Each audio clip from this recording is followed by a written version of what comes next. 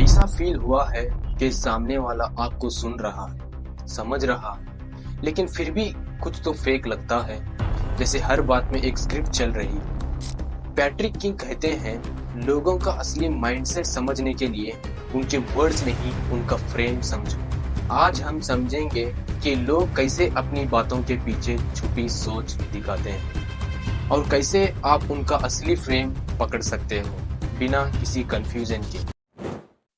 Frame का मतलब होता है एक इंसान का नजरिया, उनकी सोच का फिल्टर। जब कोई बात करता है, वो किस मोड से बोल रहा है, किस इंटेंशन से बोल रहा है, ये सब उसके फ्रेम से पता चलता है। दो लोग एक ही बात बोल सकते हैं, लेकिन एक का टर्न सपोर्टिव होगा, दूसरे का सरकास्टिक। एक का फ्रेम हो सकता है रिस्पेक्ट, दूसरे का superiority.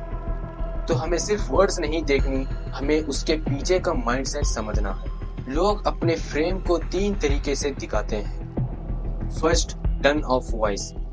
Soft turn is equal to empathy, sharp turn is equal to power play, casual turn is equal to low seriousness.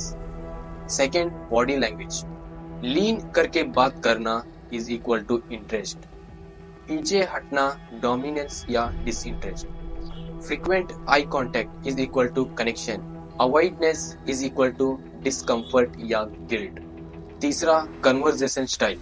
अगर वो बार बार तुम्हें इंटरप्ट करता है, अगर हर बात में वो मैं बोलता है, अगर वो सिर्फ फैक्ट नहीं इमोशंस पे फोकस करता है, ये सब दिखाता है उनका फ्रेम क्या है। जब दो लोग बात करते हैं तो उनका फ्रेम क्लैश भी कर सकता है।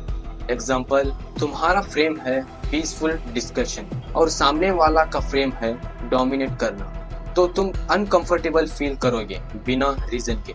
इसी वजह से हम कभी कभी किसी से मिलते हैं ड्रेन फील करते हैं, क्योंकि उनका फ्रेम हमारे फ्रेम से टकराता है।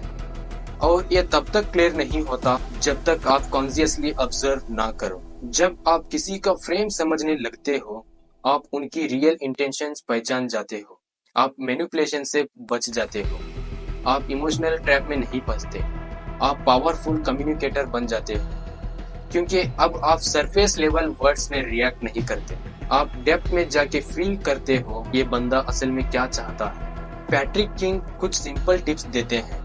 First, listen beyond words. उनकी बॉडी, टर्न और एनर्जी पे फोकस करो।